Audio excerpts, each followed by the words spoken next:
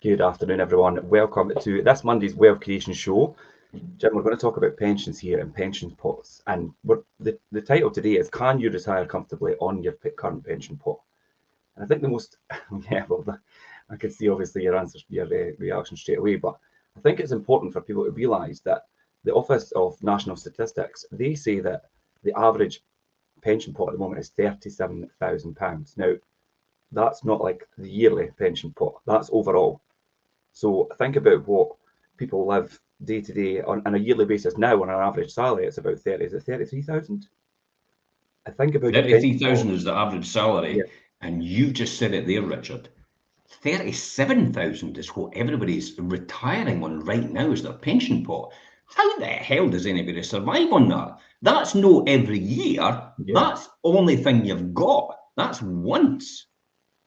So are we going to talk about how they could resolve this, or what we're going to talk about today? Yeah. I mean, obviously, the amount people need for a pension pot to live comfortably in retirement and things does depend on their lifestyle and what they aspire to do in that time and things. So, and they might even have outstanding debt and things to clear. Because there's a different. They're not be doing anything for 37,000. Probably not. But yeah, there's ways to kind of estimate and count how you could have a good pension.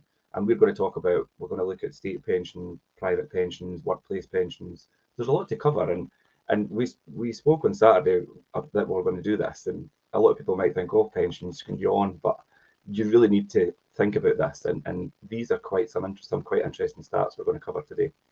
The pension situation is a ticking time bomb. Mm-hmm. And I really mean, I was going to put it in the title, but I've already been told off by Facebook for putting something in. I was on Monty Python and the Holy Grail, and you know that bit where they go stone him. Yeah. And that comedic bit, I actually said it in the comments, and Facebook pulled me up straight away and says it was inciting violence. And it's like, it's in the context of Monty Python and the Holy Grail, or the Life of Brian. And it's like, I can't believe it. So I've been told off already for putting Stoneham in the actual comments. So I don't want to put a ticking time bomb anywhere in the comments at all on Facebook, because I'll get nailed to the wall, and that'll be me off Facebook for no reason other than the fact that they've got the Facebook police automatically on your case. But it literally is pensions for anyone. A bit of interaction here. If you want to mention all about this and you want to talk about this in your current situation, this is the first time we're going to open the floor to TikTok live. So if you want to talk about pensions and what your pension provision is and what you're expecting, what you're hoping to retire on, we can mention comments, same on Instagram and the same way here as well, because I think an open forum at this point in time. Now, I am not, for one thing, and you're not, Richard, a pensions advisor. No. This article is specifically word for word, and it was taken from the Times newspaper. Now, recently, in the last couple of months, and I will post that in the comments later on for everybody to see, so they can read it at your own leisure. But this is how to resolve the situation. This is what you probably need to do to resolve the situation. We don't know your personal circumstances if you're tuning into this. We don't understand where you are right now in your life and what your aspirations are. Hence the reason why you should always seek financial advice from a proper pensions planner and qualified advisor. But I think, on a point of view of opinion, just for me personally, in my situation and your situation, Richard, I think this is a good subject to talk about, as well as everybody else. I mean, Gary actually says that there. Good topic. This amazes me how little attention people give to their pension. When I was 20-year-old, my dad said to me, you should look at your pension. And I went, are you having a laugh? It's like, I'm 20-year-old. I've got 40 years to go yet. Why the hell am I needing to look at a pension right now? And I literally just ignored it and thought, what does he know? What does my dad know? At that point, my dad's debt-free. And he's a window cleaner, and he's debt-free, and he owns his own house, and he's got quite a lot of money. And it's like, I should have honed into that straight away and go, wait a minute, you're a window cleaner. You're debt-free. Everybody else is mortgaged up to the hill. What are you doing differently than what everybody else is doing at the fact that you're debt-free and you're a window cleaner? And everybody else is working as area managers with banks and building societies and all the rest of it. And they're still all in debt up to their eyeballs. So I should have learned some lessons in there. I should have listened to my dad. Yeah, he was obviously doing something right. But yeah, today's topic's the perfect topic to open up to people's comments and things, because it is really misunderstood. Some people really have a good grasp on pensions and think ahead. Some people don't even understand it, and some people just don't even think about it at all. And it is bury your head in the sand, isn't it? Yeah. It's like, if I bury my head in the sand, I'll do it later on. I'll just do it later on. But the point about it, you'll be too late later on.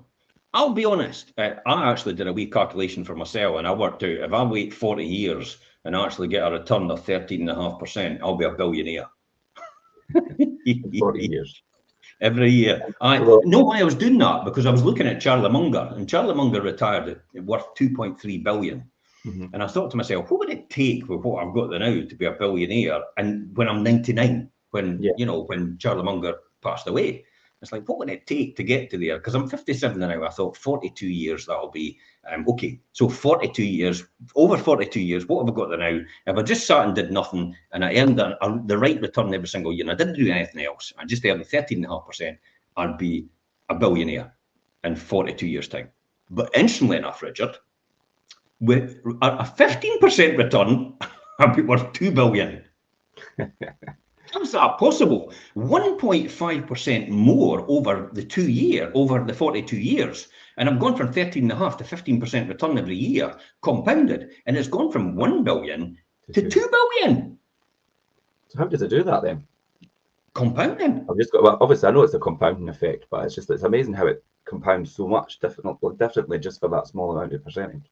That's unbelievable. Anyway, but this is how pensions work as well, isn't it? It's compounding over the long period of time. Hence the reason why, when you're a lot younger, for God's sake, do it now. And if you've got children and you've got young children and young teenagers, if you've got, open a pension for them now. As a parent, you can do that as a trustee, and you could open a pension for your children from birth. Let me say that again. You could open a pension for children from birth.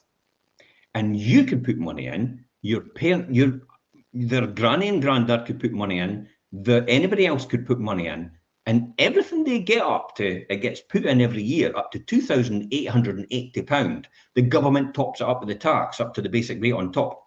So if you put 2,880 in for the year and everybody puts that in the family, they get 3,600 in total. They top it up to 3,600. The government gives it tax-free because they've got an allowance. As soon as you're born, you've got a personal allowance. You could literally employ your children from birth. Yeah, a lot of people don't know that. I didn't even know this until we spoke about it a few years back. I mean, I don't have kids, but I mean, it's totally like mind-boggling. I was like, I didn't know that, and I bet a lot of people don't know that. It's amazing. So as soon as I found out about this, I ran out straight away, and I got pension straight away for my children. And all I did was I worked it out. One's a bit older than the other, and I worked out £33 a month for Scott, £44 or £42 a month for Ben, and £77 a month for Tony. And by the time they all retire at 55, I'll have put a certain amount in, and they'll have enough. But remember, that's 33 quid a month is really 360 quid a year. That's all it needs to be. Now, if I do that and it grows at a certain amount, they will have £1 million in their fund when they retire at 55-year-old. By the way, I'm saying 55 years old. I want my children to have choices. Yeah, I want my children to have choices. I want them to have the choice to do what they want to do when they want to do it. See if you love what you do right now. Fantastic. I'm really overjoyed for you. I can't have enough enthusiasm if you love what you do right now. But wouldn't it be better if you were able to have a choice whether you want to do it or not? Mm-hmm. And you'd probably love it even more if you had that choice. And I could probably say, yes, you would, because I do that as well. So I have a choice to do what I do right now. I could do it whenever I want. I don't need to do it. It won't make any difference to my income at all. Yeah, so you've got that. So, you've got choices, basically. You've got options. This is why it's important to put money away to your pension every single time. Just for you, even for your children, to get them started. This is a ticking time bomb. It's clearly obvious the government wants rid of pension commitments. Now, the government gives currently a full state pension for the government is currently worth £10,600 a year right now. But a single person needs an annual income of £12,800 at least in order to fund a basic lifestyle. That's according to this article. A single pensioner needs an annual retirement income of 12,800 at least in order to fund a basic lifestyle, says the Pensions and Lifetime Savings Association. Mm-hmm. Who's going to be able to retire on that? I was just going to say that, and that's a really basic lifestyle if you're living on that. You're going to have to own your own house. Yep. You're probably going to have to live in the smallest house possible to have the council tax band, the least council tax. If you've got water bills, you're probably going to have to be very frugal about how you use your water. You're going to have to be very frugal about if you switch the heating on or no. So all these different things. Who wants to be in that situation when they retire? You've worked all your life. And even at that, Jim, you talk about, so if somebody's just basically banking solely on a state pension, there's going to be a shortfall then, even to have a basic lifestyle. So they're going to have to have some. Yeah, you're going to have to. You'll get pension credits, Richard. There's a minimum income that the government say you get to live on. In other words, like unemployment benefit, you've got a minimum amount you're allowed. And if you earn anything less than that, including your pension, your state pension, because maybe you've not put enough contributions in, then you'll still be topped up to the minimum amount under normal housing benefit, normal income support and stuff like that, all these different rules from before. So you'll be topped up, and it's called a pension credit for pensioners. Yeah, but literally, it won't be that much. If people are going on right now that they can't afford to live on universal credit, pension credit is going to be exactly the same. So the government's going to do away with pensions completely. Hence the reason why they put all the onus on companies to provide a pension, a workplace pension. Now, if you think a workplace pension is going to save you, think again. You know why it's not going to save you, Richard?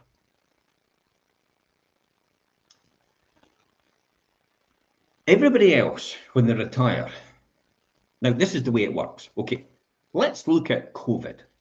Okay. What happened when the government guaranteed everybody a set income, 80% of their income every single time, regardless, come hell or high water? In other words, you don't need to do anything. You can sit in the house. We'll give you that income.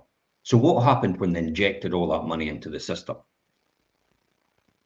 There was obviously an oversaturation of stuff. Yeah. Yeah. There was always a supply of money. There was more money than what there were goods and services. Yeah. So therefore, what happens to inflation? Rises. Yeah. What happens to house prices? They rise. What happens to rent? They rise, definitely, yeah. Yep, everything rises. Everything goes up to accommodate the new influx of money into the system. So as the government is taking away the responsibility and passing it on to companies to do that, there will be a crossover where there'll be a huge oversupply of money injected into the system at one point in time, in that point where most of these people that have gone on company pensions retire every single time until the state pension disappears and that takes its place. And then that's when it will stabilize again. But that period of time where that extra money everybody's put away is injected into the system is when all the prices will go back up again. So if anybody sits there and tells me that house prices are going to go down in the long term, rent's going to go down in the long term, food prices are going to be, there's going to be an economic collapse, you're kidding yourself. I don't care if it's the most successful person in the world that sits and says that. They have no idea what they're talking about because they have no understanding. They don't have an basic understanding, and there's probably something at the back of this, in order to what they're saying and the rhetoric and why they're saying it. But as far as I'm concerned, simple economics, supply and demand, we live in a capitalistic society. That will never change at this point in time. You will never change this, no matter how much you try, because the people in charge run that system. Yeah. So we live in that system. And that system, so every single time when you put more money into that system, prices go up to accommodate the fact that more money is going in, but the goods and services are limited as a result. Therefore, prices go up. Therefore, pensions will have to be higher in order to accommodate for that. Because literally what will happen is everybody will just retire with their company pensions on effectively less than 2/3 of what they couldn't afford to live in the first place. Yeah. Because that's what it's meant to be. That's what a defined benefit system is. That's what the government systems are. It's 2/3 of what you earn in your normal job. That's what it's meant to be. And that's called the defined benefit system. A defined contribution is what we all run just now, where private pensions. We put in that. That's a defined contribution. In other words, you put a certain amount away every month. Defined benefit is a percentage of how long you've worked based on your salary and all the rest of it. And the smoke and the moon and the sun and the stars all in alignment at the same time determines how much you're going to get. So it's a bit of dark art, although an actuary and a pension advisor will be able to tell you what that is. So get advice if you don't understand where you are right now with your pension, so you can actually forecast to know where you want to be. That's the key here. But in essence, it's 2/3 of what you couldn't afford to live in the first place. And most people go, but I'll not have my mortgage anymore. I'll not have my car payments anymore. And it's like, whoa, wait a minute. Are you planning to be broke for the rest of your life? Because effectively, that's what it sounds like. Because the first way to being broke is actually to start cutting back on costs. Because once you start cutting back on costs, your income no longer goes up. And therefore, the only way you're going is down. Because costs are going to continue to go up. But your income's not going up because you're cutting back on costs all the time. So you need to work out a way in order to how you can leverage your income more. And this is what we talk about side hustles all the time, how important it is. How important it is to have something else outside which earns money. Now, that could be an investment policy, that could be an ISA, that could be your pension provision. The difficulty about pension provisions for me when I was younger was I didn't like the fact that I never got access to this money until I was 55, 65 years old. And I thought, I'm not going to put all that money away. I might not even, at that point in time, I didn't actually think I would get past 40. Genuinely, that's what I thought. And I thought, I'm going to put all this money in to get to 40 and actually get nothing out of it. Because I'll be dead at that time. That might be the thought process of a lot of people. I mean, when you think about pensions, and people might not like investing too much in them, because they think, well, will I make it, or I'm going to have to wait all this time to get that back? Maybe that is an off-putting thing, I think, for people. Okay, let me talk about the average lifespan. The average lifespan is 80 years old. So for the most people, 50% of us, or probably even more, are going to live past their pension age, definitely, because the average is 80-year-old. The average retirement at this point in time, according to the Office of National Statistics, is 65 for a man and 64 for a woman. So literally you're going to work all your life up to that point to have 15 or 16 years of quality life after that. But if you've not put away enough money for your pension provision, you ain't retiring. You're working till you die. And there's a lot of people working past the retirement age because they can't afford it. The statistics when I used to talk about this all the time. I used to do presentations about this, 30 years ago. When I first started, my mentor started as well. We used to do presentations that tell people about this, what's coming. This ticking time bomb is coming of retirement. That's ironic, eh? Something must have sunk in, because at 25 years old, that's when my journey started. And I started to really focus on the future and building wealth as a result. So thank God for my mentors at that time and what they used to tell me. But they said, basically what happens is, I think it's something like 36% of people at that time, I think 95% of people do not, can't afford to retire, basically. So 5% is wealthy, and something like the 5%, 4% financially free, 1% super wealthy. That's never changed. There's still a 95% group and a 5% group.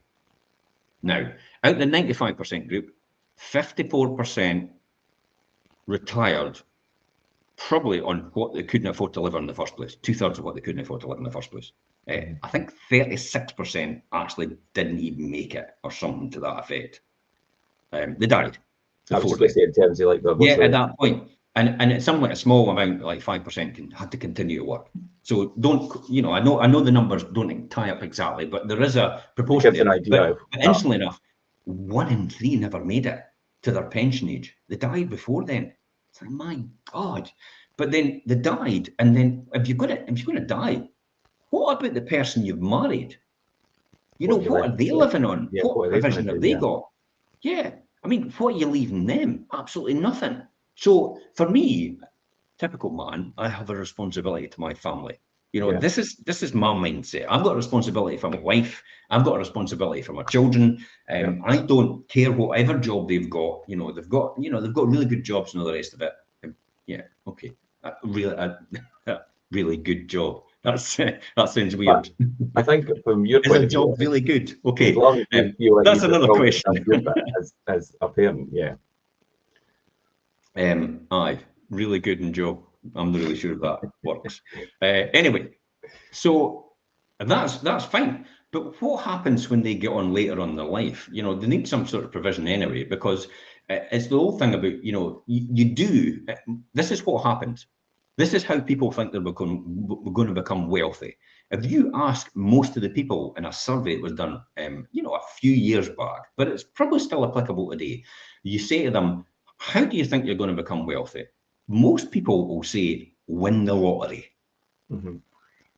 You see it when we put a house on. Oh, I'd love to have that if I win the lottery. Win the lottery, I'll buy that, yeah. Every single time. Yeah, all the time. So my question is, 1 in 15 million actually win the lottery, according to that at that time. It'll be a different statistic now, but it's still way out there. The chances you win the lottery are pretty remote.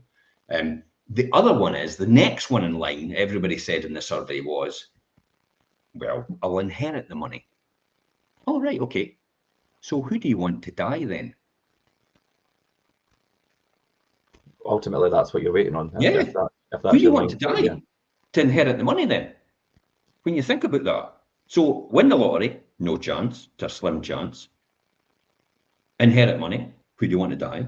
Which is more than likely your parents or your grandparents. So these are the top two everybody thinks are actually going to make wealth. They're going to build wealth with it. These two things. Delusional. Completely delusional. This is why we have to make sure we put away a proper pension provision. This is why I'm doing it for my children now. This is why I've got them putting their money away now in that pension as a side hustle over and above. So they've And got the that. reason, the reason for Sean says, the mother-in-law. Oh God.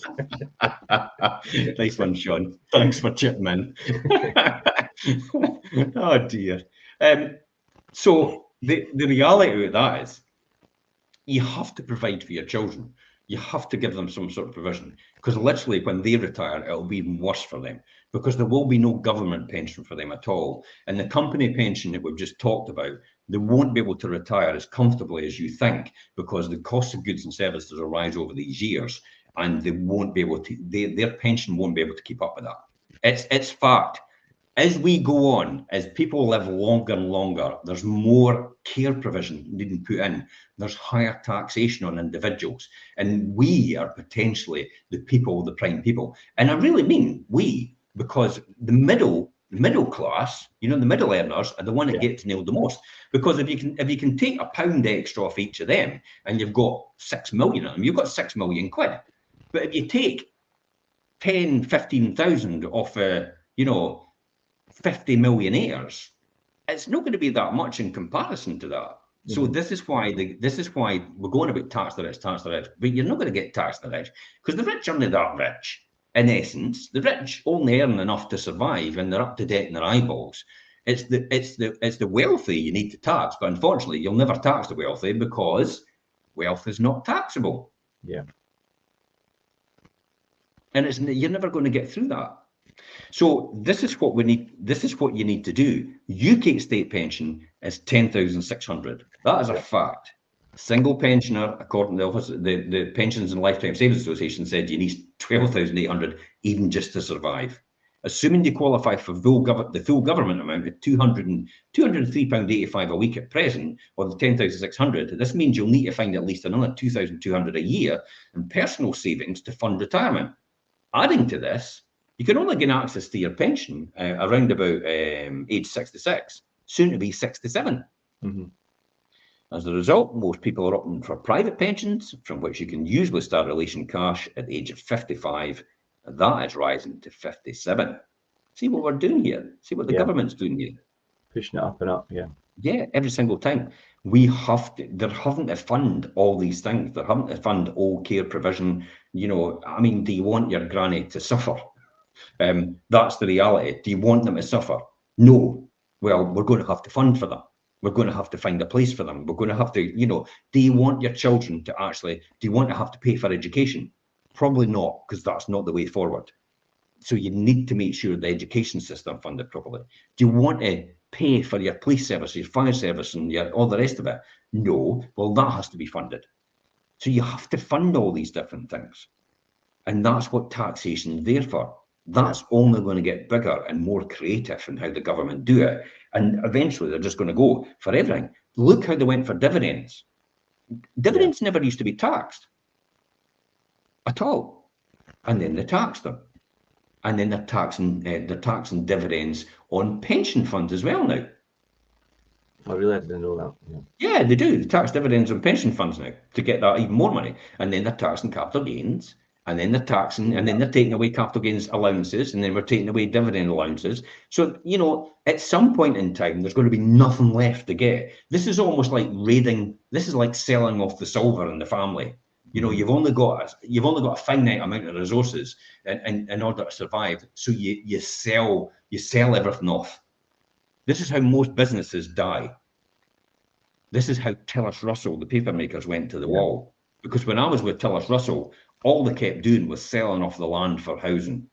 And at some point, I remember at a board meeting, we were talking, and it was either me or someone else said, at some point, we're going to run out of stuff to sell off. We're going to have to make some sort of provision for long-term investment in this company. And Tillis Russell's no more. Yeah. And most big manufacturing companies are no more as a result of that. So this is why the prime example of the manufacturing companies and the investment in the investment in the future for them is exactly the same example of us and the investment we must make in our future as well, in our pension provision. It's the most tax efficient way possible, isn't it?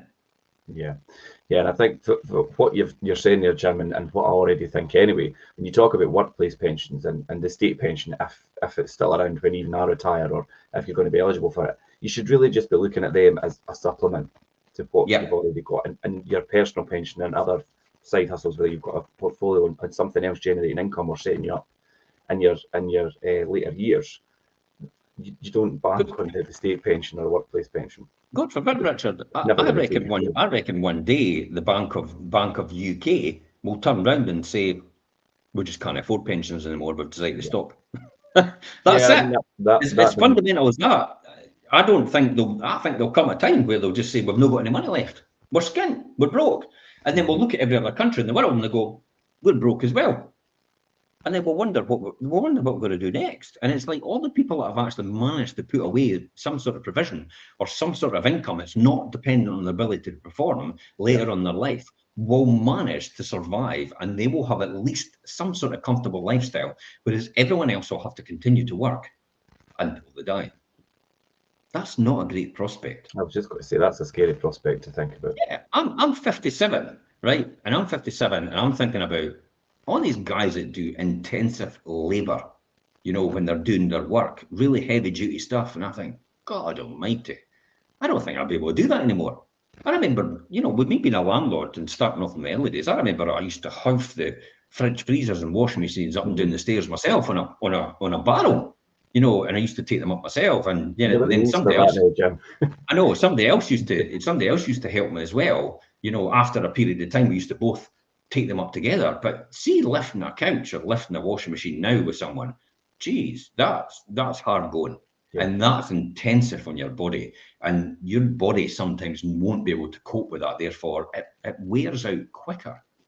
You want a bit more, you know, better quality of life. Hence the reason why Musk talks about automation a lot, because the reality is that at some point in time we're all going to have to have some sort of quality enjoyment, and I think we're going to have to get to the precipice first and look into the abyss before it actually changes. So let's look.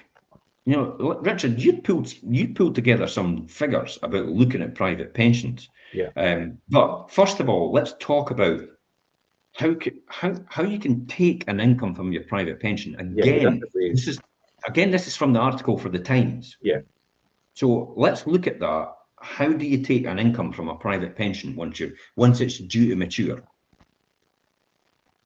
Okay, so yeah, like you say, Jim, before thinking about how much income you're going to actually get from your private pension or even your work pension pots and things, you need to think about the different ways you could actually take the money out of there. And you can take 25% of your total retirement savings at tax-free, and that's, you could do like a lump sum thing as well. But you could also do, what about pension drawdown, Jim? That's what it's referred to as the 25%. Yeah, I mean, you can withdraw some tax-free money directly from your pension. It's up to the 25%. The remainder invested in the same plan. Long-established rule to avoid taking out more than you just avoid taking out more than 4% every year. 4%, so your funds last as long as you might need them. In other words, they're planning, the pension provision is actually planning on you just living for another 25 years. Now, I don't know about you, but at 65-year-old, I'm trying to achieve 150. Yeah, well, I've got another 85 years. yeah, I've got another the plan 85 years. yeah. I've got to fund myself. I'll have to sit with a begging bowl outside my kids' houses, just asking for money every time at this rate. But Gary puts this very carefully. Now, listen to this. This is key because I believe this 100% what Gary said there. State pension will be means tested within the next 20 years. Start with a high threshold so that many really don't complain about it. You've nailed it, Gary. You're on the money there. And then the threshold won't rise with inflation, just like allowances, personal allowances. Yep.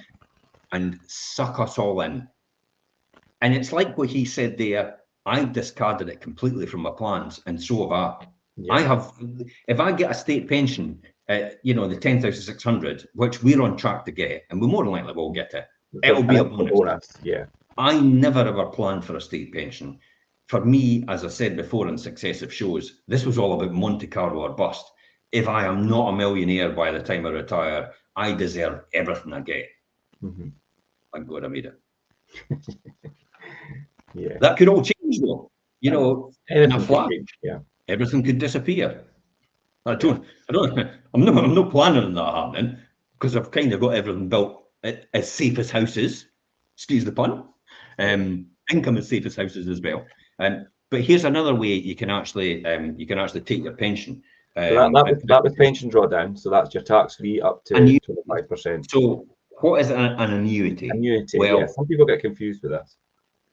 Richard, what is an annuity? So annuity is money in your pension that can be exchanged for an annuity. So it's a financial product which pays you a fixed amount, and it pays that out for ideally until the rest of your life. Your life ends. For most people, it's a nice safeguard. It's like, for the next 30 years, or until you die. They usually say until you die, because an actuary's worked out. Now, the reason I know about actuaries and all the rest of it, I actually started at Standard Life, and I was going to be training to be an actuary in pensions at that time. Thank God I got out of that.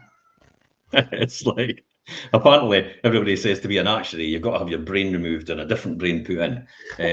That's what actuaries are like.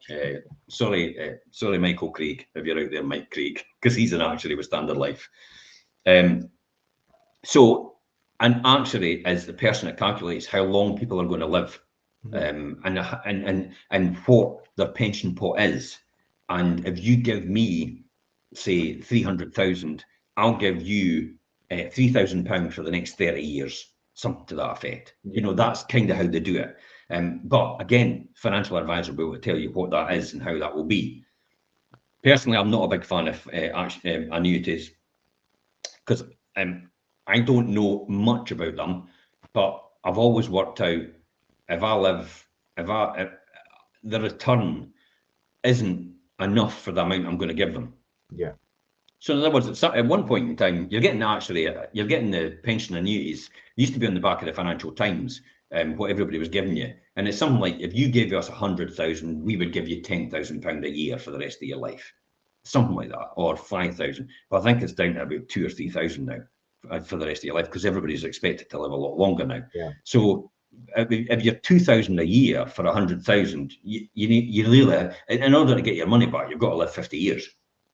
So what they're doing is this is a bet, really. This is like Betfair, where you're betting against you're betting against the annuity company. You're betting against Standard Life. You're betting against Prudential. You're betting against Scottish Widows. You're betting against Fidelity Investments. You're saying, I'll take your annuity. I'm going to live longer, so you're probably going to have to pay me a lot more money in terms of my return. But I think what happens after the annuity is once it goes, you've lost it.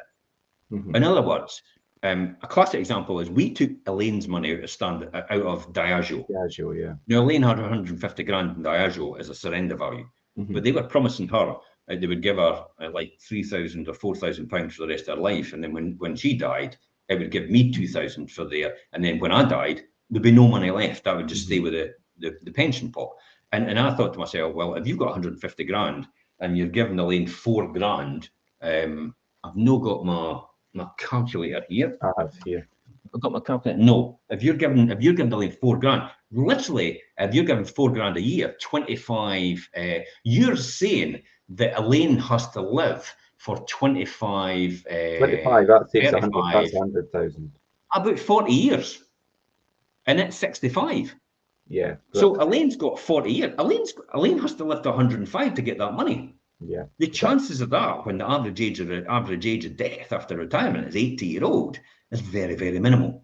Yeah, because 40 years at 4,000 is 160 grand. So. And then the very fact that, if she pops her clogs before then, I get 2 grand. That's even worse. And then if we pop our clogs, if I pop my clogs, there's nothing left. So if any money's left there, it doesn't go to the kids. It gets kept by Diageo, their pension fund. And I thought to myself, well, if anything happens to us, let's get the money out. If we put it in our private pension or Elaine's private pension, at least we could leave it to accumulating wealth. And if we need it, we need it. We don't, we just leave it there. And if we die, it goes straight to the kids. Yeah. There's 150 grand for them. And it's the same with mine. I think mine's 200,000. So mine is used as a tax, a good tax planning. That's how I use my pension. It's a good tax planning measure. So it's 180 grand, 200,000. So again, if we pop our clogs, it goes to the kids. And that was the whole point of it. You'd be, but it would be 2,000 until you're 150, Jim. You got a good point, Gary. If I lived till 150, they'd have to pay me 2,000 till I'm 150. Yeah, you got a good point. And it will be index linked as well, by the way. But we had to go through a whole rigmarole to get out of that. And this carry on about George Osborne saying you could just take your pension out anytime you want and spend it on anything you want is bullshit. You've got to be assessed before you do that. In other words, you've got to have a proper advice, because everybody was going, I can just take it out and buy a Ferrari. I have no money left and the state will have to provide for me. No, it's not that easy. Because that's what was happening at the time. And then they went, no, we're going to put financial controls in place. The Financial Services Authority or Financial Conduct Authority said that you've got to go to an advisor that specialises in this. And that advisor has to advise whether you can come out of your company pension and go into a private pension, or whether you can't. And if they say you can't, you're not getting to do it. We're not allowing you to do it. That's the key from the way it works now. We were allowed to come out because obviously our assets are way beyond what that pension is. So they knew that straight away. We still had to pay for the advantage of doing that. So that's what an annuity is. I'm not a big fan. I was just going to say, you say you're not a fan of an annuity, Jim, but then what about a lot of people I know do a combination of both a pension drawdown and then they do onwards for that, the annuity. So it's like a combination of the both. What's your thoughts on that? I mean, I know that is quite a common thing for people to do. Yeah, take the 25% and then do the annuity. And then do the annuity, yeah. It can, but again, as I said, for me, it buys less of an annuity because you've got less money in there. But for me, I'm not a big fan. It's like, to me, it's just betting. But to other people, it's certainty, and they don't mind about that. But to me, it is a bet. You're betting against the annuity company. You're going to live longer to make more money out of that annuity, whereas they're no daft. The house always wins. Why do you think they're all still in business and they're making billions of pounds every year? Because the house always wins. I'm just looking for some questions in that or some comments. So just talk amongst yourself, Richard, if you want to go into another subject. No, you're fine. Yeah, I know that the combination of the both is quite a common thing for people to do, and I've seen it being like that's what they plan to do when they retire. They get the cash sum and then they've got the ongoing annuity thereafter. Obviously, you're not a fan, but you could also, you can also do like cash lump sum, and you could withdraw. Could withdraw the whole lot as cash, and then you choose how you spend it and things, and that's after that 25% allowance. Yeah, and that's fine. You can withdraw the 25% allowance. You're going to get taxed. But remember, everything you're withdrawing is taxable. Yeah. So you've got your basic at this point in time, you've got 10,600 if you're entitled to the full allowance for the pension. Yeah. And then everything you withdraw on top of your pension after that then goes into your tax. So then you get 12,600 or 12,500 of your allowance off, and then everything else is taxable like a normal wage. So they're giving you the money back on your pension top up when you're getting it. But the difficulty is when you start to draw it down, you'll get taxed on it anyway. So they'll get you that way. I think personally, when you're coming into your twilight years, when you're actually about to retire, I think you should be pumping as much money in there as possible, especially if you're a director of a company, because then you can boost your pension. And then when you take out that 25% tax free, it's not taxable.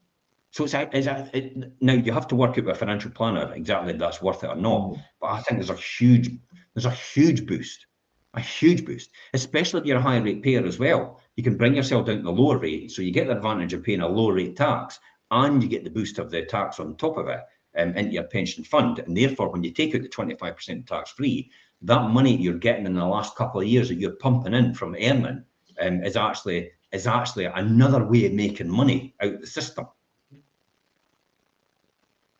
Did you know you can take out dividends at 8.75%?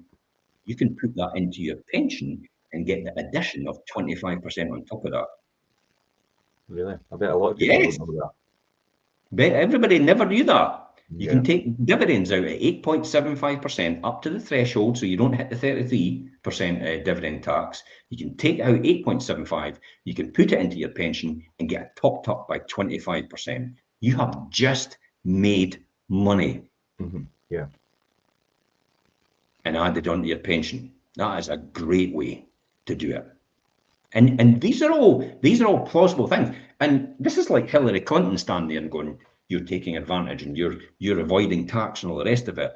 And Donald Trump stands over at Hillary Clinton and says, "But it's all your pals that have put it in place, and they're all doing it as well. It's all your donors." And that's exactly what the government's doing.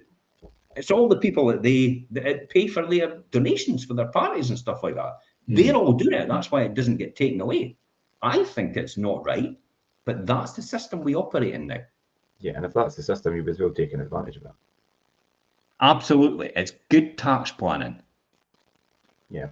So I spoke back at the beginning there, Jim, about obviously the Office of National Statistics and things saying that 37,000 was the average, and the average pension savings for people aged about 55 and up to state pension age is almost about 37,000, according to the latest figures for the national statistics. So, I mean, what regular income could we really get for 37,000? I mean, a quick question on TikTok. Did you say you could put a pension into a trust?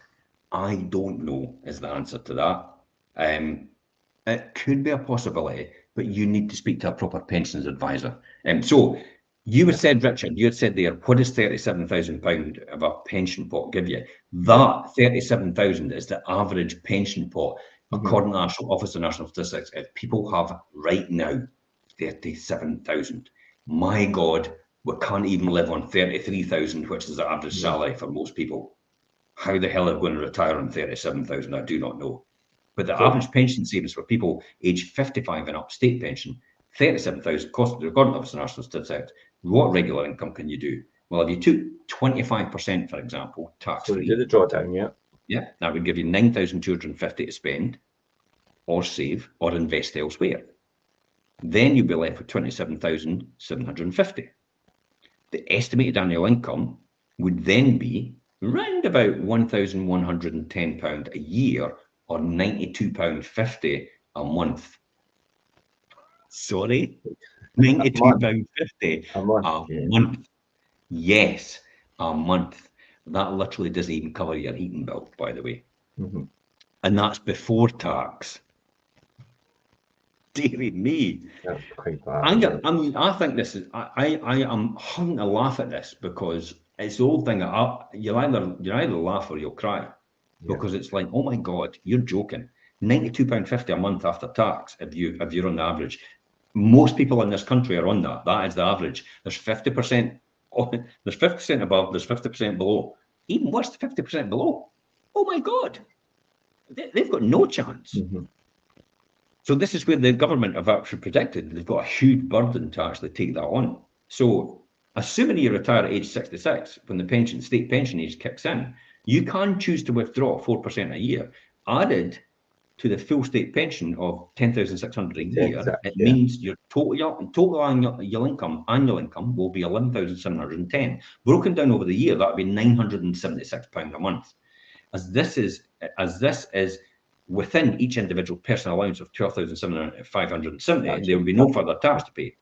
If you choose not to take the 25% lump sum, your annual income with your private pension would be 1,000. Yeah, I had to check that again. Your annual income with your private pension would be 1,480 quid. Annual income, 1,480 quid. That's £123 a month, based on an annual 4% withdrawal. This would take your total income at £12,080 or £1,007 a month. Thank God we've gone over £1,000. Literally £1,000 a month you'd have to survive on, and including the state. That's including the state pension. This would still be within your personal allowance. How many people at this point in time could survive on £1,000 a month? It would be a very basic living. I don't think anybody will survive on that. If anything, yeah. You'd need the state to come in. You'd need them to join up. You'd need to take pension credits. You'd need to have housing benefit.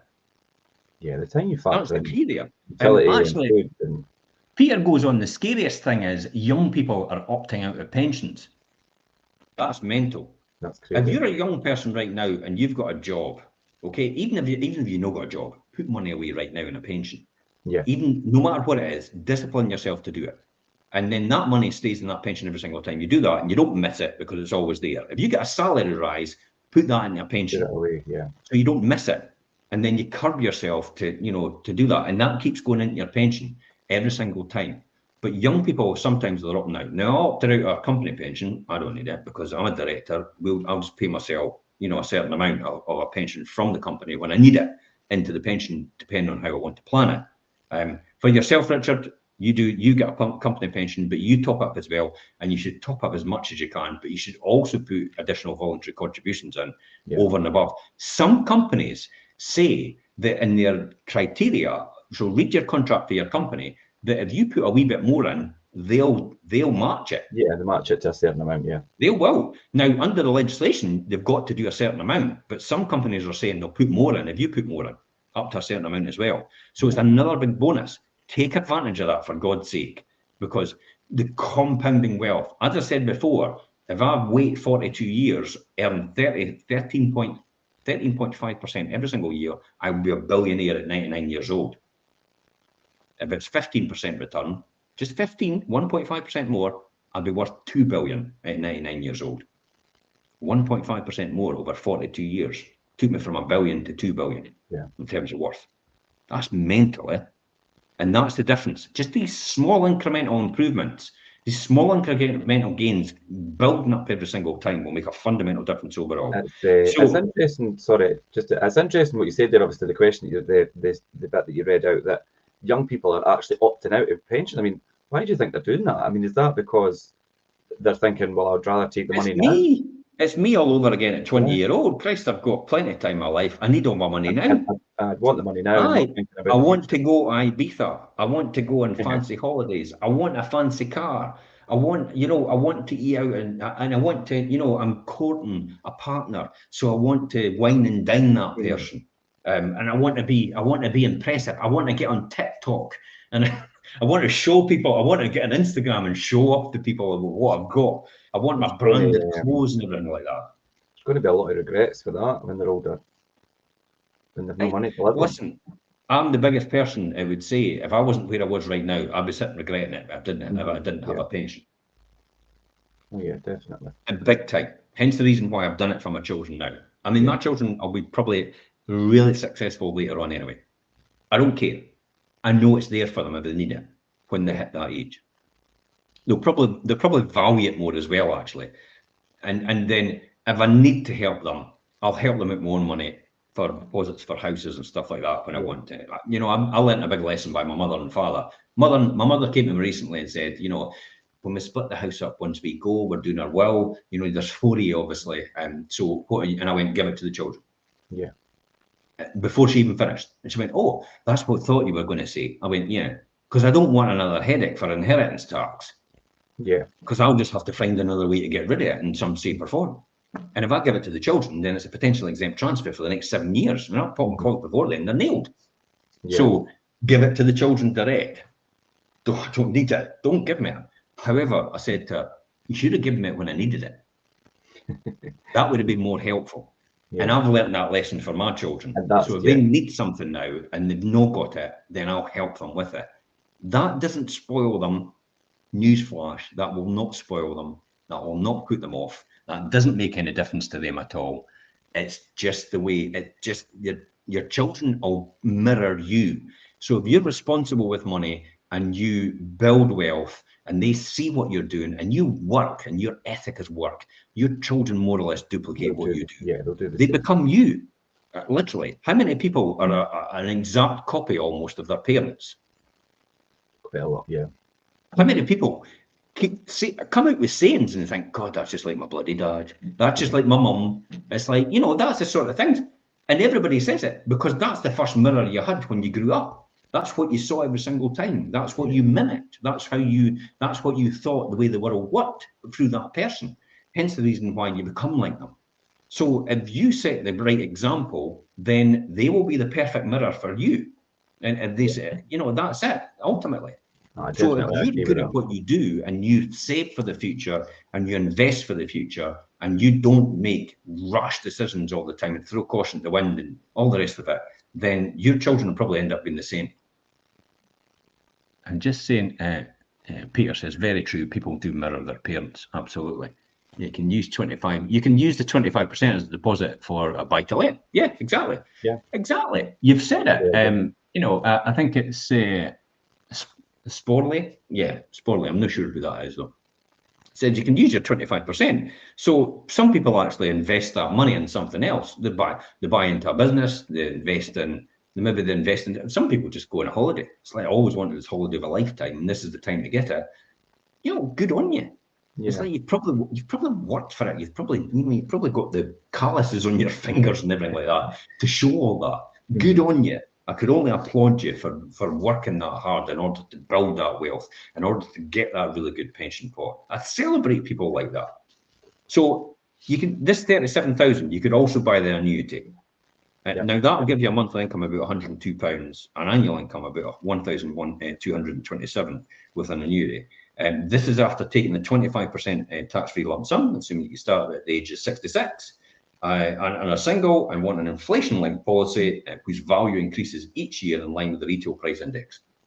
No surprise I'm reading this, by the way, because I'm not an advisor.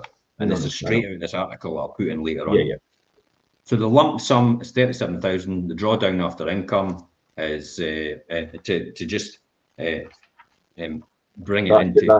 That's just a recap of what you've just. Yeah, the recap. Drawdown after income 25% is £92.50. The annuity month after income with 25% tax-free withdrawal is 102. Assuming you withdraw 4% a year and retire at 66. That's it. So they're expecting you to last for 25 years. So if you're at 65, just say, if they're saying 66, if you're at 65, 70, 80, 90, they're expecting most people to last to 90 now. That's how they're planning it. Okay. So they're expecting you to live to 90. So if you pop the clause before then, you've lost money. So when you see that example, here's my irony. Did you hear that? If I pop my clogs before then, I've lost money, and that'll really annoy me beyond the grave. That'll piss me off something rotten, knowing I've died and lost money. You're dead. It's like you'll not get any the wiser. What does 150,000 pension pot give you? Yeah. So yeah, you went for the 37, and obviously we've established that it isn't that great. For me, when you run down that, the annuity proposal kind of sounded better than the pension drawdown. But then, as you say, you're not a fan of annuity. But yeah, so if you've got the 150 grand as opposed to 37, if you're taking the 25% tax-free cash lump sum, then you would be left with a pension pot worth 112,500. All right, so your estimated annual income would therefore be then 4,500 a year. or £375 a month before tax, and that's assuming that you retire at the 66. That's 150 grand. And That's that's the 66. See, that's Elaine's also, pension pot right now, 150 grand. Literally, she takes the lump sum, right? She's left with 112, and you're saying with 112, she'll get 375 quid a month after tax. Before tax. God, that's before tax. Flipping heck, eh? And added to the full state pension, that comes to just 15 grand a year. Yeah. So who can survive on 15 grand a year? Yeah. Richard, that's with the state pension, and that's 150 grand you've built up. Now, Elaine right now is 50, she's 56. I'm glad I got that right. I was going to say 57. Oh, heck, I would have been murdered. I wouldn't make it 58. Never mind 150.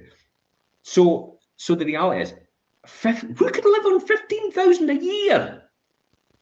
No chance.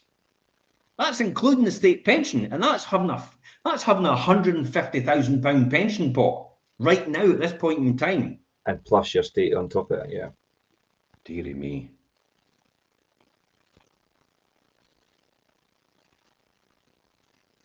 So that you'd still be subject to the basic rate tax, actually, because you're over your pension allowance.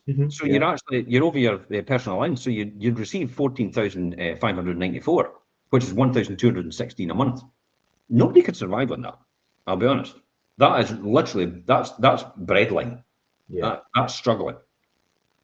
So 150 grand pot, and that, Elaine worked 16 years at Diageo to get that 150 grand pot that she's got.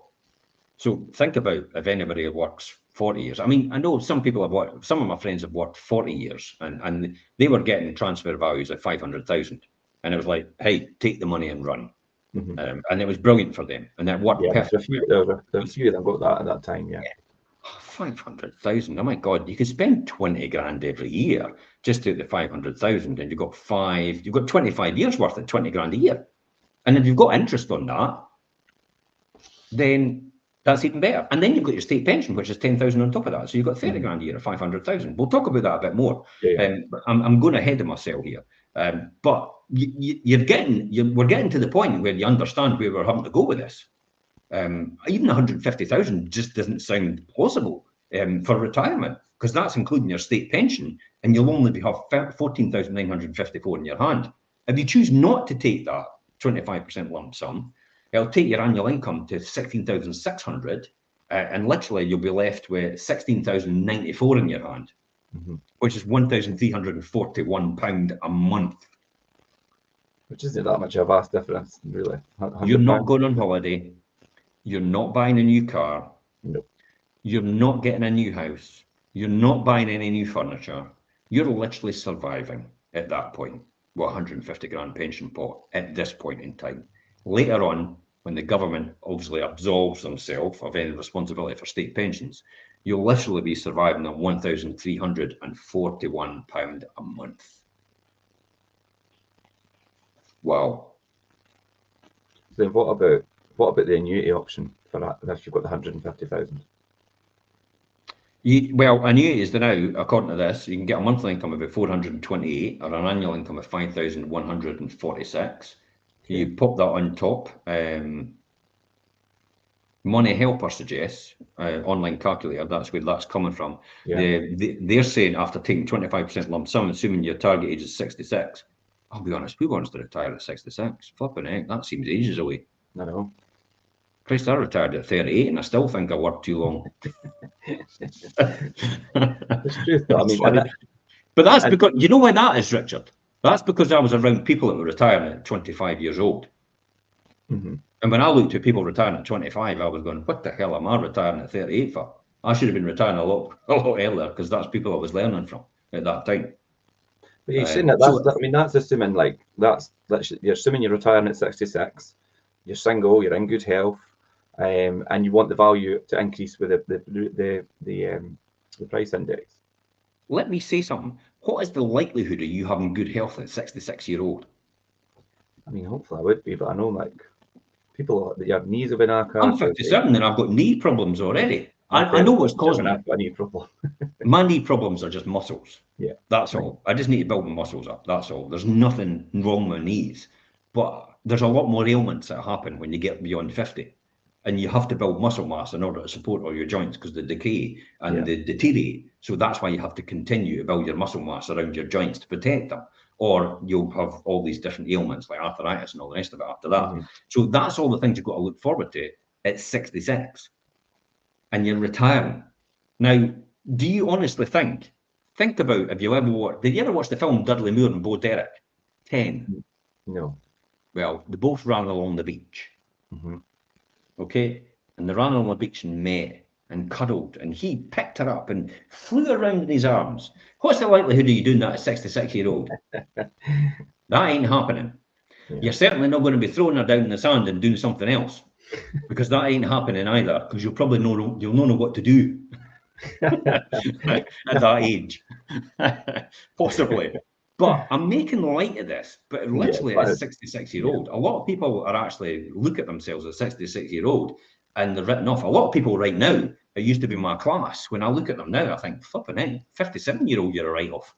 Never mind. And a lot of people, I mean, people might not even make it. Yeah, and so that's that. You've got nothing to live on at this point in time. Now, this isn't an advert for throwing caution to the wind and just pissing it up against the wall and living life to the fullest. This isn't what this is all about. This is a reality check to everyone. Yeah, this is me and Richard. This is you and I, Richard, saying to everybody, you need to seriously look at your pension provision. Yeah. If you're young or if you have children, you need to look at their pension provision now. Children's pensions are available and they're very, very minimal in charges every year. And uncles, aunties, grandparents, mums and dads can contribute to that. And it gives a top up of tax every single year. Please do that. I know Gary's done it. Gary is more than likely, Gary is one of the 5% group. I could guarantee you that. You know, Gary might not think that at this point in time. But the reality is he's chosen to put himself in that group, and at some point in time he'll build that wealth to the point of financial freedom or super wealthy rich. That's the 1%. 4% is financial freedom. And that's a choice you have to make, and that's done by your habits. Excellence is not anything learned. It's a succession of habits. It leads it to being excellent. That's all it is. And it's the same with saving for the future and investing for the future to make sure you've got enough money to retire on.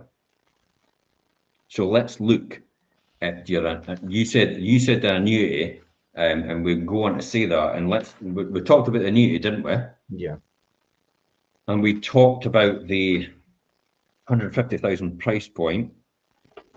In the nutshell, 150,000, this is what it gives you. Just to summarize, and we'll go into 500,000 next. Yep. Drawdown monthly income after 25% tax-free allowance is 375 quid. 375, yeah. For some people, that's their messages for a week. No. That's their shopping for 1 week, 375 quid for a family, for some people. And that's literally what you're retiring on. Oh, I'll not have my family and everything else now. But you'll still have all your water bills, your everything else is going to come with it. Your utility bills, your council tax and everything like that. Oh, but I'll be retired and I'll get... No, didn't put this to chance. Learn what I've said before, please, for God's sake. The annuity monthly income after 25% withdrawal is £428. And it's assuming you withdraw 4% a year after retiring at 66. 66, yeah. You're retiring at 66, you're too late. You need to do something now to retire early. For younger people, you'll not be retiring at 66. By the time you get to it, they'll probably be saying it's 70.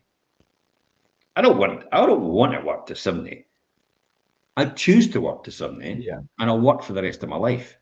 But I've got a choice whether I want to work or not. And I think the fact that you've got the choice to do it makes it more exciting, and makes you more happy in the whole, and content about the whole thing. It's when you don't have to do it. It's when you have to do it every single day. I remember at Macintosh when I used to sit there, they had these blanked out windows because the sun kept blaring in. So they put mirrors on to stop the sun glaring in. But the problem was everything looked dark outside. So every time it was out, and then they had this bit in the corner that had broken glass, and it was just a wee tiny bit, and the sun shone through that. And I genuinely got to the point where I thought I was in a prison. Because I looked at that window and I looked at the flipping heck, it just looked dark and dingy. And then I looked in that wee bit in the corner, and the sun ray came in there straight away, and I thought, why am I here? that's how bad it got for me. But at that point, I knew I could walk away. I knew I was earning 6 times more income than I was in my job. Yeah. And part-time. It's like, that's mental. And I still thought I needed to work. It's like, are you nuts, Jim? Get yourself a bit in the jobs. It's ingrained in people to think that that's the way it has, the way it should be. That's what I was always told. Yeah. You work till you're 65, and then after that, you just bide just down until you die. That's literally how I grew up. That's what everybody was told. Work till you're 65. So it's the home to work thing. You go to school, you stick in at school, you get an education, you come out of education, you get a job at 16, or you maybe go to uni and then get a job. And then after that, then what you do is you work for the next 40 to 50 years. And then you retire. But the only thing stopping everybody from retirement, it's nothing to do with age. It's everything to do with Money. Money. Nailed it, Richard. Retirement is everything to do with money. And if you've built enough pension fund up, you can retire a hell of a lot earlier than everybody else. Company pensions will not save you. Everybody else has got them as well. You'll just have the same standard of living as everyone else. Yeah. And that's exactly what they've got right now. So even though you accumulate all that wealth, everybody else is accumulating the same wealth in their company pension as well. And when you all get to retirement age, you'll all have the same income to spend, and therefore all the prices will move up to that price point. Exactly what's happened now after COVID. And you spoke there, Jim, about these, like the guys for Diageo, and they're walking away with 500,000 and things. We're going to look at that just finally, like the 500, having a £500,000 pension pot. And I mean, people will think half £500,000, and that feels like a lot of money to have invested in you. But I mean, how far will it actually get you? I'll be honest, Richard. I think you need at least $1 million to retire now. I think you need at least $1 million to retire, have a comfortable lifestyle. We've got to talk about what 500,000 gives you. And some people might think, oh, I would love that. But I think you need $1 million. And I this is why I'm basically begging people to take out pensions for their children now from birth, because the compounding wealth on a pension is huge. It will literally be, and we've got a show on this before. Yeah. We prove beyond a shadow of a doubt, if you take it out for a child at birth, and you put 2,880, you don't need to put that in, and they top it up. It comes to over 50 years at 144,000 you've put in over 50 years. Now, your children could end up putting in, because they'll start working, you could just take away the liability from yourself, and they put it in. So at 144,000 they put it in. And I think it ends up topping up to 165 with the government, with their contribution. But you're putting 144,000 in, and 2% increase, it comes out something like 400,000 a pension pot. 400,000 a pension pot, by the way. And you're only putting 2,880 in every year from birth for 50 years. Mm-hmm. I mean, literally in 50 years' time, 2,880 will probably buy you a pint of milk. So it's about perspective, because it's not 2,880 in today's money, it's just 2,880 in that time.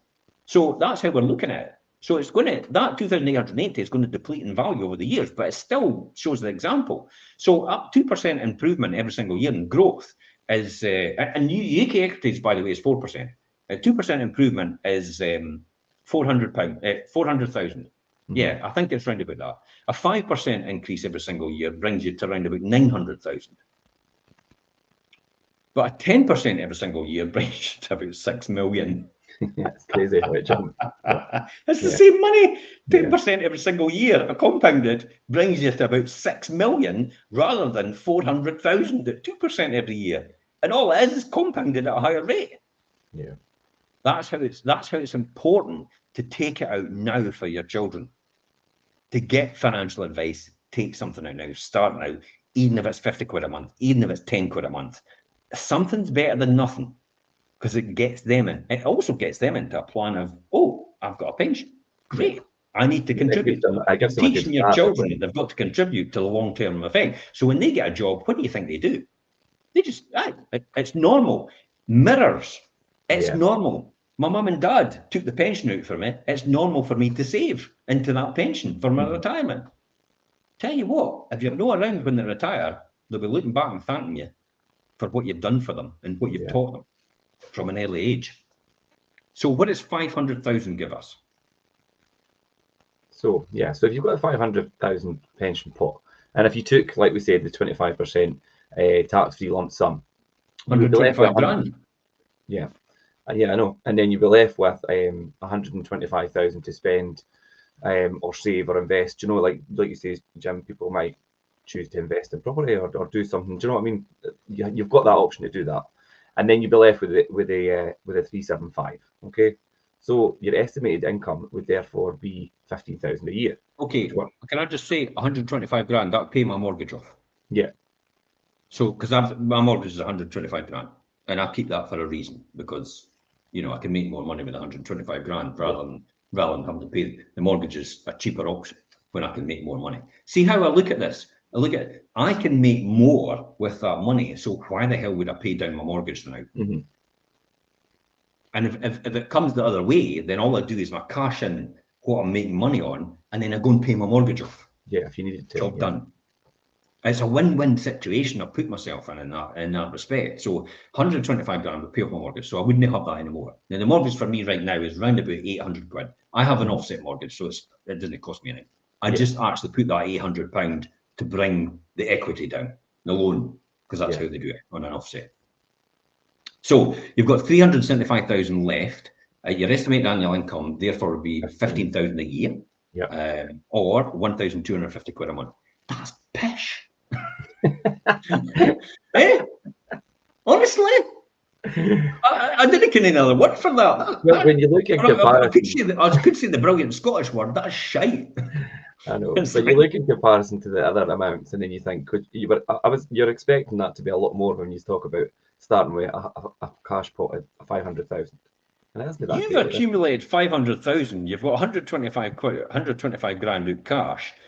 Somebody will go and run and buy a Lamborghini or something like that. Well, you would struggle, but you get a second-hand one, or a great car, and that's all gone, and therefore they've got nothing left except 15,000 a year or 1,250 a month before tax. Again, assuming you're 66-year-old. Yeah, and the 4% a year, obviously. But let's add the state pension to it then, if you're eligible. Like I say, when I get to that age, I don't think I will be eligible. I don't think it will even exist, but time will tell.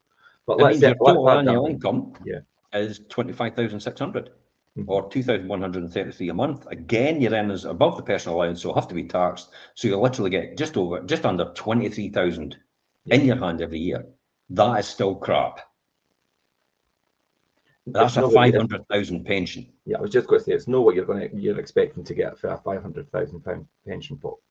If you choose not to take the 25%, so leave it in there, you've got an annual income, your private pension would be 20 grand. Now we're talking. When we get to 20 grand, I like that number. It's a nice round number, everything up from there. So adding the state pension, take your annual income to 30,600. Now that's getting nearer the average than now. That's more acceptable. But basically, you've got nothing else other than that income. So literally, that's assuming that you're retiring at a 66-year-old again. So in order to retire at a 66-year-old with a 500,000 pension pot, you'd get 30,600. You'd only be left with 28,000 in your hand, just under, because it has to be taxed at this point in time.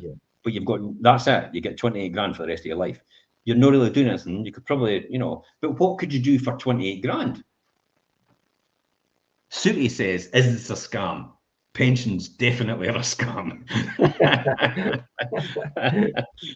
was pensions are a scam. But it's the hand we've been dealt, and it's the hand that most people have been dealt with companies, and the fact that they've been told that whether they like it or not, the UK government has actually pushed people into pensions. You're maybe saying, is this a scam, what we're talking about? If you think it's a scam, don't listen to us at all. I couldn't care less. It won't affect my income. Yeah, we took this from an article. Was it the Times this was from, Jim? It's from the Times. So this was the Times a couple of months back, because obviously TikTok's joining in every now and again. They're joining in. Yeah. So no, it's not a scam. It's an article from the Times about pensions, and it's about if you retire on 37,500, which is the average pension right now everybody's got in the UK. What would you get if you had nothing? Basically, you'd be on the breadline for the rest of your life. If you probably even be near the breadline, you'd be probably worse off than somebody in a third world country. If you retired on 150,000, what pension pot, what did you get as well? Now we're talking about 500,000 if you're retired. Yeah. So if you're retired, you'd probably get about 28 grand in your hand every year to survive on. But again, 28 grand's no much. You'd have to assume then that you've got a brand new car at that point in time, so you don't really need anything. And if your company gives you a payoff for a brand new car, if possible, a wee golden handshake, which is very unlikely for most companies, but you never know. You could wish, you could live in hope. Please don't live in hope. It'll never happen. And if it does happen, it's a bonus. So make sure you plan for the best anyway, and everything else is a bonus after that. So your net income 28 grand, but still you're below the average income that nobody can afford to live on, and you're 66-year-old. And you're 66-year-old. You've worked all your life, and you'll be thinking to yourself, "I quite fancy going to do something now." When you've really got to be able to do that on 28 grand a year. Yeah, you'll struggle. Yeah, you'll struggle. And that's a 500,000 pension pot. Hence the reason why I say you'll have to probably build up a pension pot at this point in time to retire or have some prospect at like 1 million. It has to be. I think. I mean, there's proponents out there saying how to live a really good lifestyle. You've probably got to have at least 5 million to be in your pension pot. And that is really good thing. But again, seek financial advice. But for people out there that actually are listening to this, or listen to this podcast, and they're thinking to themselves, "God, it's like this is doom and gloom. Is this a scam?" It's like, it's reality. Don't listen to us. Go and get the facts. Find out from your pension providers. Find out from the people that know what they're talking about in terms of pensions. The people that are authorised by the governments, wherever you are. This is somebody possibly in the US. Yeah, I'm assuming Peter, I'm not really sure where you are. I'm 26 and I'm aiming for 1.5 million at 55 with LISA, Lifetime Investment Savings Allowance, or something like that. Okay. Yeah, LISA. And my DC pension, I'm not really sure what DC pension, defined contribution pension. We're going to make assumptions there. Thanks, Peter. Yes, I think that is, you're 26-year-old, and I would be aiming for at least 1.5 million at your point in time. Yeah. That has to be the case. He said yes, it is. Gary also makes a good point as well when he's saying, obviously, I think pensions are a great part of the plan, but not the whole plan, and there needs to be something else coming in. This is why we talk about, and there's no surprise, and we're estate agents and letting agents, and this is why we talk about investing in property. Yeah. Investing in property set me free, Richard. I literally don't need to work another day in my life, and I'll still have money coming in. And I had talked about it when I was walking on the beach yesterday, and said to myself, by the time I came out here and by the time I go back, my net worth has actually gone up. Yeah. But I've actually not done anything, really. And in a year's time, it'll still go up. And another year, it'll go up. And the year after, it'll still go up. And it'll keep continuing to go up. And I have literally got no involvement in that as a result. It's not based on my ability to perform anymore. This is why we talk about people about having side hustles. And I mean, if it's just 1 or 2 properties, you might, and I'll tell you, when you start off with 1 or 2 properties, you generally start to go, wait a minute, this works. This actually works, because that's what I did. It's like when I started off 30 years ago and I bought 1 property to prove that, and I thought, I'm just going to prove this model, because if it doesn't work out, I'll sell the property again. I've not lost anything, but I've proved it doesn't work. So I thought to myself, I'll just start and see how I get on. And then after about a couple of months, I went, holy shit, this works. This does not, it does actually work. And then I thought, maybe I should get another one. And then I went and bought another one.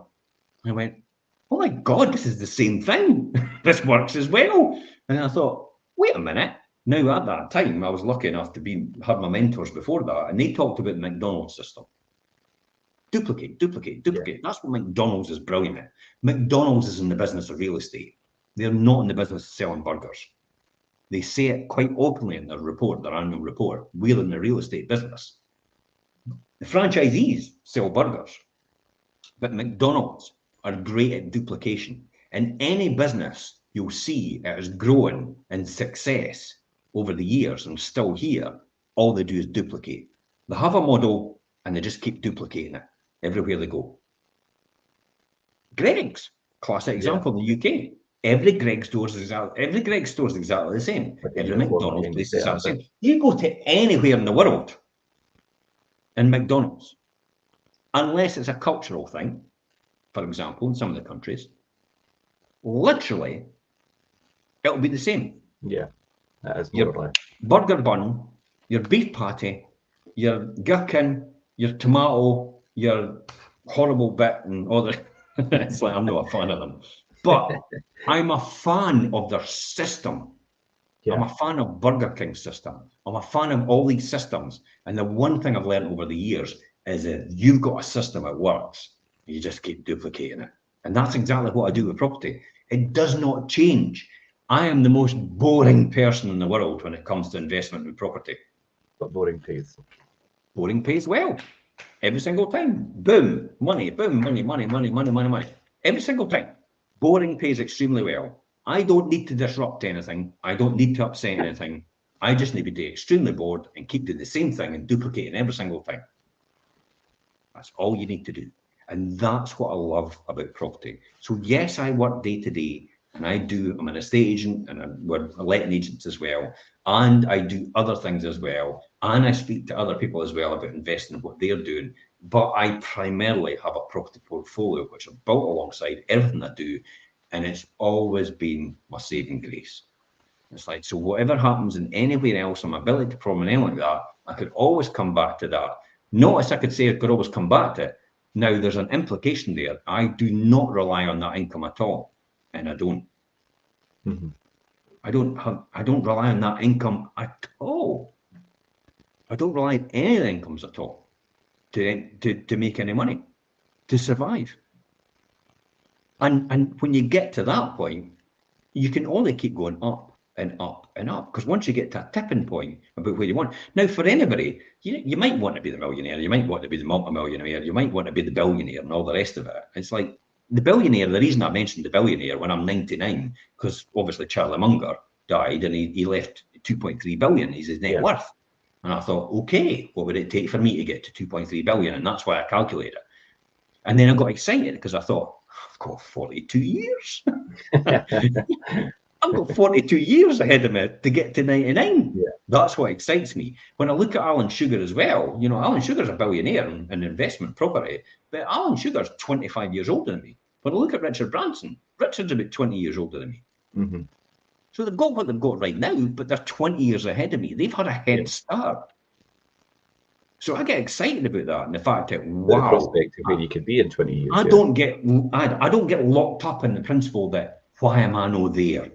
It's like, because he's had a 20-year start on me. He's had a 40-year start on me. So you're excited about the journey that's still to come. Yeah. Yeah. And you never know where it's going to take you, but you have to make sure opportunities is there. And this is what it's all about. So today we've talked about pensions and how it's important to you. Let me just reiterate here at the end of this, Richard, when we talked about this 500,000 lump sum, clearly established, you're probably just scraping it and no more at 500,000 in your lump sum in your pension. So you're going to have to invest in something else to give you that return after that. Yeah. Okay, so here it is here. This is what they recommend you put away to have a comfortable retirement. Now, what comfortable is, I do not know, but you'll be able to read in the article when we post it later on. I'm not really sure on TikTok and, I can on TikTok and Instagram. I could do that. I can go to the post and actually do it. I'm not really sure TikTok can do that because that disappears after, as soon as you come the live will go away. Yeah. So for your TikTokers, the article, stick that, jump onto YouTube, Wealth Creation Show on YouTube, and I'll stick that in the YouTube comments. Or if you're on Facebook, go to my personal profile, Jim Parker, or you can go to the Fife Properties page on YouTube, and it'll be in the comments there as well. Yeah. Okay. That means we have to keep it running, Richard, by the way. Don't end it, because we'll have to post the link in the post so it goes on live. Actually, I'll do it right now, because I've got it here. And copy, and I'm so going to while you're doing that, I'll let you cover the figures. So what are you going to give us an idea of what needs to be put away to have a comfortable? Yes, a comfortable retirement. I don't know what comfortable is to them, but you know, the comfortable retirement. Here you go. If you're age 20, you need to put away. I think that's 194 quid a month. I guess, yes. Age 30, you need to put down 253 a month. Age 40, 351. Age 50, you're screwed. Because it's 591 a month. Quite a lot, yeah. And that's just comfortable. And that's just For comfortable. having So what about a different level of living? Yeah. There's no way. It's no possible. So you know you and this is going to be a real shell shock to a lot of people. If you're age 20 and you want a luxury retirement, you're going to have to put £555 away a month. That's a lot of money to try and put away. That's mental, isn't it? Mm-hmm. But I did it. And there's people. I did more than that. Yeah. But I didn't put it in a pension. I put it into property. You invested it, yeah. Yeah, I put it into property because that was my pension. That's what I relied on completely, and that's what I knew with conviction I could build. Mm-hmm. So I took that money, if not more. We got all our basic living down at £1,000 a month. At that time, 30 years ago, our whole household budget could survive on £1,000 a month. And everything else I had, including the money I made in my buy-to-lets when I was building it, was reinvested back in to buy more houses, to refurbish existing houses, to keep buying, keep building, keep building, keep building, keep building. Now, we proved if you do that, first 5 years, you've only got about 4 or 5 properties. But after 16 years, you've got 28 properties. Yeah. Wow, 28 properties. Earning at least £1,000 a month, £1,000 a year, 28 properties. That's 28 grand a year, and you're still doing it in your part-time. Because I managed 35 properties when I worked as a financial director myself, and did most of the repairs and improvements myself as well. It would kill me, but I managed. But you could, so if I could do it, anybody else could do it in a smaller scale, definitely. At age 30, a luxury retirement. If you're age 30 right now and you want a luxury retirement, you have to put away £722 a month. Age 40, £1,003 a month. Age 50, £1,690 a month. You have to put away for a luxury retirement. And that's at 66, by the way. For the 20-year-olds, that's 46 years away. That's an eye-opener. I think for as far as I'm concerned, Richard, for me personally, property is the best performing asset class ever. 8,000% it's grown in the last 50 years. Inflation's gone up 1,400. Yeah. 8,000 versus 1,400. That is a no-brainer. Plus the fact, if you've got them rented, that's not including the earning, the money that all these properties have as well. Mm-hmm. So if you top that on it as well, the 8,000 now becomes a hell of a lot more. Yeah. Yeah, and I think a really good recap for what we've spoke about today, from our perspective as well, and I'm sure you'll agree, Jim, is obviously don't rely on your state pension. It might not even be there. Don't rely on a workplace pension. Think of it as an added bonus when you get it, if you've got it set up. Have your private pension up and running and now, if not already. Get that done now, no matter what age you are. And I think ideally, even though you do that, you're going to need some sort of side hustle or, like you say, property investment to really allow you to live at that level that you want to live at, or you're going to be just the basics. Can I close off about a side hustle? All these people that think that they don't have a side hustle. If you can do homers, if you're an electrician, a plasterer, a gas engineer, or anything like that, you could do homers for people. You could literally do one homer a week, right? And that money could be invested into a pension or anything like that. And we proved on a previous show that a guy, it was night shift. He used to go to the pub on a Sunday night. Instead of going to the pub, he would do the night shift. He'd earn himself 200 quid for doing that. And over the next 10 years, he put that away. He had 100,000 or something. If he invested it properly. 100,000 just out of one night shift every week. All it takes is one side hustle, one home up every week for 200 quid, invest it in something, make it build, make it compound over time for you, and you will be in exactly the same position as me at this point in time. Maybe we could all visit Necker Island together next year. Yes, I am going back next year. Yeah, I know you are. There's a surprise. When you get around Richard Branson, you get around Jamie Siminoff and all that, and they're more than likely going to be there next year. And it's the lessons you'll learn. So we're going to talk about that on Stephen Brown's Lunchtime Learnings. I'll share that after the show, actually, on my page, on my personal page. I'm going to be talking about what I learned in that week from, just observing Richard and also observing Jamie and Lee and David of Lombardi, which is the Italian fashion house. Lee does all the jackets for the rappers, the Swarovski crystals. Most notable is Macklemore. He wears all his jackets all the time and, tags his brand in it and tags them in it as well. And some of the other people there as well, really down to earth. And I thought, God, you made a bloody fortune. It's like, have I missed something? But it's not. It's the very fact that you're around these sort of people, it then elevates your game, and then you begin to see a bigger picture. They now become your mirror. And you think, wait a minute, the world's no flat. Yeah, definitely hasn't. True, that's what happens. Literally, that's what it is. When I visited there after I came away, I thought, holy shit, the world's no flat. It's like, bloody hell. It's like, and I think for me, it was the point of readiness. That was the perfect point of readiness. If I'd done that sooner, I would have gone, I would have been in awe. Oh my God, Richard Branson. It's like, can I kiss your feet? But not really took in what you needed to. Yeah, at this point in time, it all made sense. And I genuinely thought, I deserve to be here. And this is natural. This is normal for me to be about these people. I found a peer group. I've been looking for years. I've been looking for years and years and years. It's like, holy shit, I can't find anybody in a peer group like mine. It's like, I finally found a peer group. And I think it's going to be a good peer group. Good. No, okay. I'm sure we'll hear a little more about that. So much. The link is in the comments. The link's in the comments for everybody for this article.